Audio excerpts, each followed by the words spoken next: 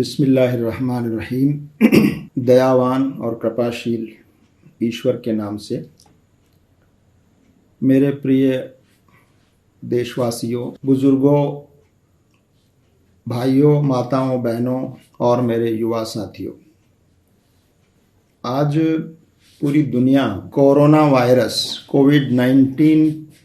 की महामारी से जूझ रही है और पूरी दुनिया में अब तक 48 लाख से ज़्यादा लोग इस वायरस से संक्रमित हो चुके हैं।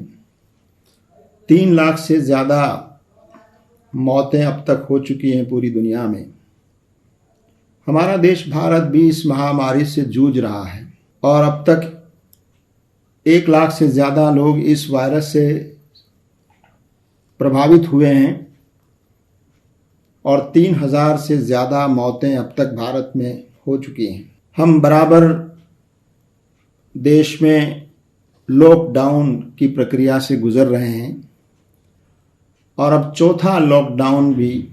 शुरू हो चुका है। हमने इस दौरान इस महामारी से बचने के लिए, इस महामारी को फैलने से रोकने के लिए, इस महामारी से प्रभावित लोगों की इलाज के लिए पूरे देश ने, देश की जनता ने, सरकार ने मिलकर बड़ी हिम्मत और हौसले से काम किया है और यही कारण है कि अब तक हम पूरी दुनिया में दूसरे देशों के मुकाबले में संक्रमण और मौत की संख्या के लिहाज से बहुत कम है। लेकिन हम ये देख रहे हैं कि ये खतरा बराबर बढ़ रहा है और अभी भी और ज़्यादा संक्रमण और ज़्यादा मौतें होने का अंदेशा है। ईश्वर से हम प्रार्थना करें कि हम संक्रमण के उस तीसरे चरण में प्रवेश न करें जो कम्युनिटी फेज होता है, जिसमें बड़ी तेज़ी के साथ संक्रमण फैलता है। अब तक हम उस चरण में प्रवेश से बचे हुए हैं। हम ईश्वर से प्रार्थना करें कि हम उस खतरनाक चरण में प्रवेश करने से बचे रहें। बुजुर्गों, भाइयों, बहनों और युवा दोस्तों, यकीनन आगे इस महामारी का मुकाबला करने के लिए हमें पहले से ज़्यादा संगठित होकर हिम्मत और हौसले से इस महामारी का मुकाबला करने और इससे बचने के और ज़्यादा प्रयास हमें करने होंगे और यकीनन हम इसमें अब तक सफल रहे हैं और उम्मीद है आगे भी हमें इसमें सफलता मिलेगी। मैं इस वक्त आपका ध्यान इस महामारी के एक और पहलू की तरफ आकर्षित करना अपना दायित्व समझता हूं और वो ये है, क्या ये इस महामारी का मुकाबला करते हुए, इससे बचने के तमाम वैज्ञानिक प्रयास करते हुए हम इस गंभीर प्रश्न पर भी विचार करें कि आखिर ये विपदाएं और महामारियां क्यों आती हैं जिससे बड़े पैमाने पर इंसानों की जान और माल का नुकसान होता है। ये एक बहुत गंभीर प्रश्न है और इसके कारणों की तह में जाने की हमें कोशिश करना चाहिए। एक कारण तो इसका यह है जो समझ में आता है और वो ये कि मानव इस प्रकृति के साथ उसका जैसा व्यवहार होना चाहिए, प्राकृतिक साधनों को खर्च करने में उसका जो आचरण होना चाहिए और इस प्रकृति के प्राकृतिक संसाधनों को दोहन करने में जितना संयम से काम लिया जाना चाहिए, वैसा हम नहीं कर पा रहे हैं और एक तरह से इकोलॉजिकल इम्बैलेंस पैदा हो गया है और ये जो असंतुलन है,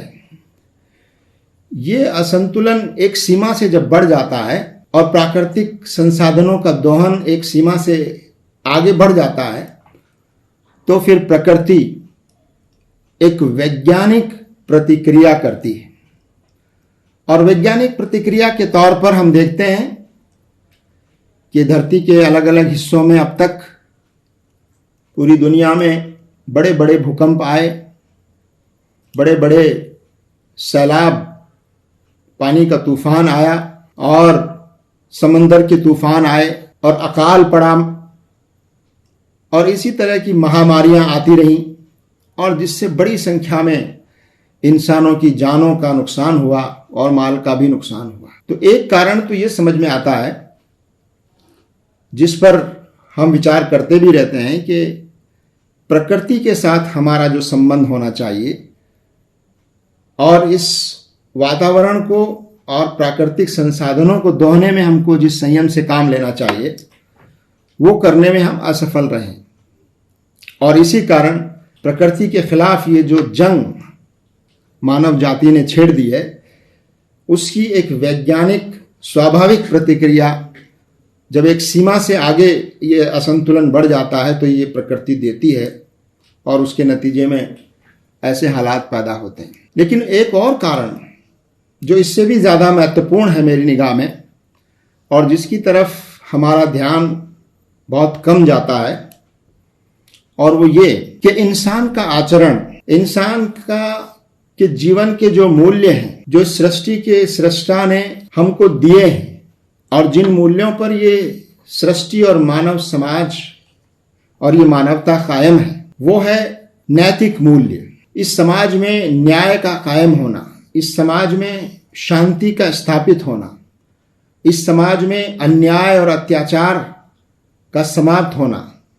और सबके साथ बराबरी और सम्मान का, प्रेम का व्यवहार होना, ये जो बुनियादी वैल्यूज हैं, ये जो बुनियादी मूल्य हैं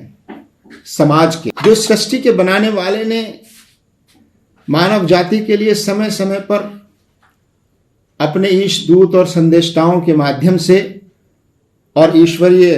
मार्गदर्शन और धर्म ग्रंथों के माध्यम से हमको बताए हैं। जब मानव उन मूल्यों का हनन करता है,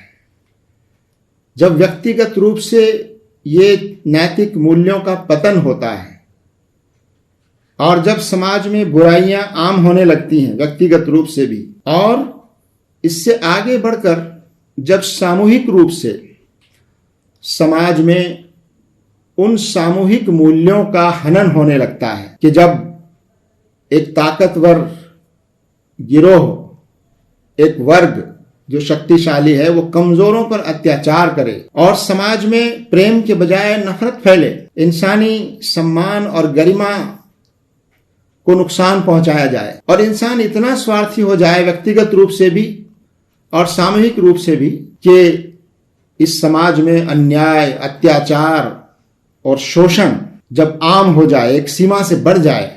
हद से आगे बढ़ जाए, तो फिर इस सृष्टि का बनाने वाला, ये सृष्टा जिसने सृष्टि को न्याय पर, शांति पर और इसी तरह के नैतिक मूल्यों पर के आधार पर इस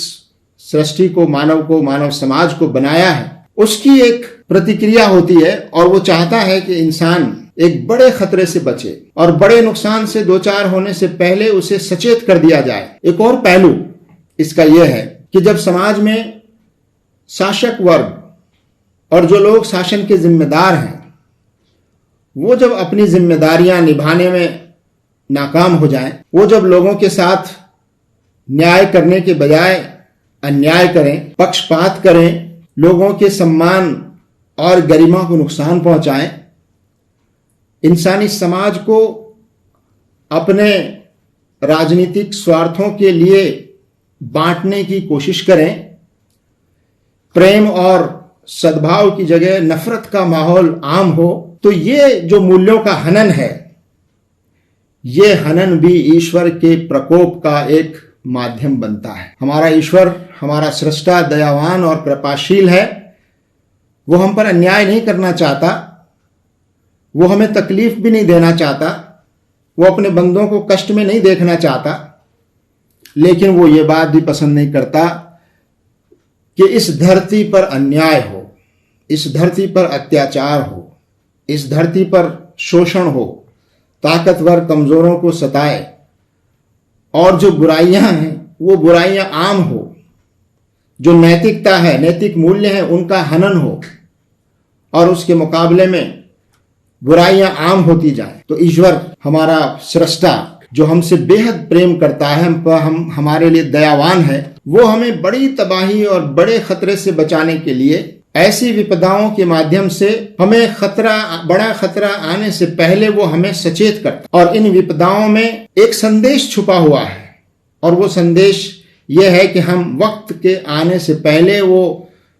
एक हद को पार करने से पहले हम सचेत हो जाएं। एक सवाल यहाँ ये भी पैदा होता है कि जब विपदाएं आती हैं तो इसमें सिर्फ वो लोग प्रभावित नहीं होते जो नैतिक तौर पर जिनका आचरण गिर गया है, जो नैतिक पतन का शिकार हो गए हैं। ये विपदाएं सिर्फ उन्हीं को नुकसान नहीं पहुंचाती जो अन्याय और जुल्म और ज्यादती पर आमादा हैं या उस रास्ते पर चल रहे हैं, बल्कि आम लोग भी इस विनाश की चपेट में आते हैं। यहां तक कि नेक और अच्छे चरित्र वाले लोग भी इसकी चपेट में आते हैं। और उसका जो कारण समझ में आता है वो ये कि ईश्वर की निगाह में, उस सृष्टा की निगाह में ये भी एक अपराध है कि जब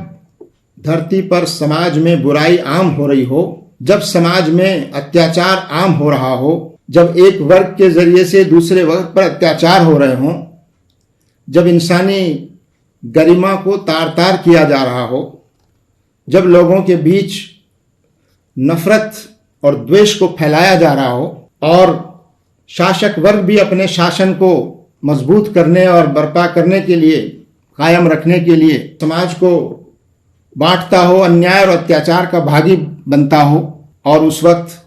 समाज खामोश रहे, समाज मूक दृष्टा बना रहे, समाज इस बुराई से और इस अन्याय और अत्याचार से अपनी नजरें फेर ले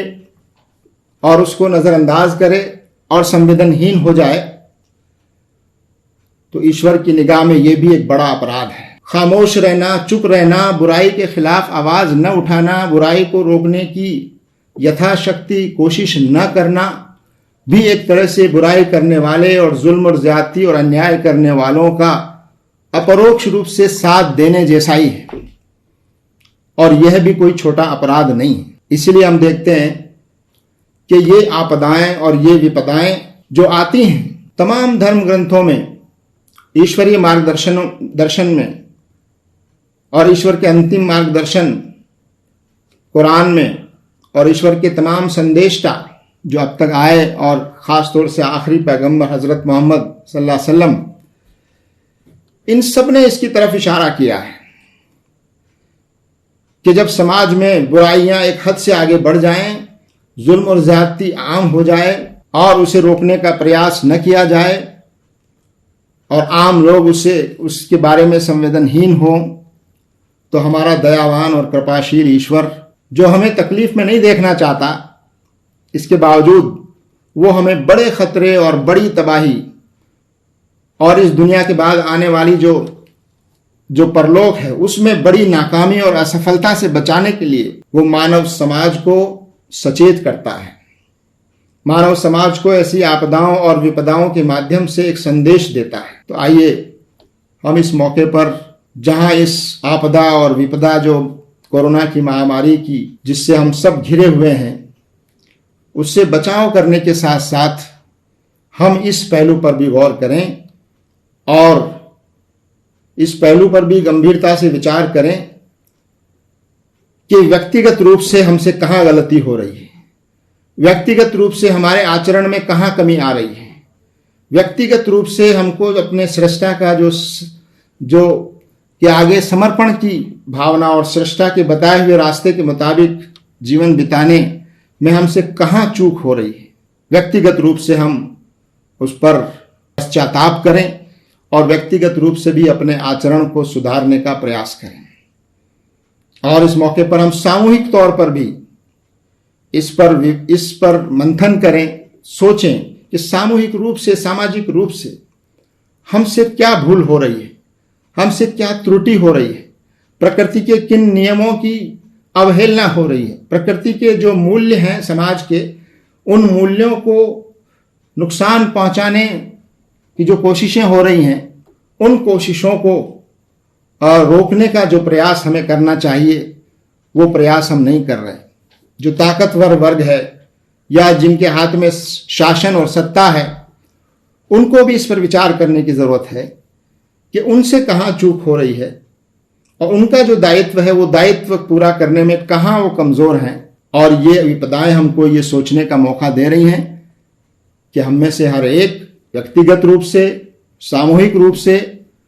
शासन और सत्ता में बैठे हुए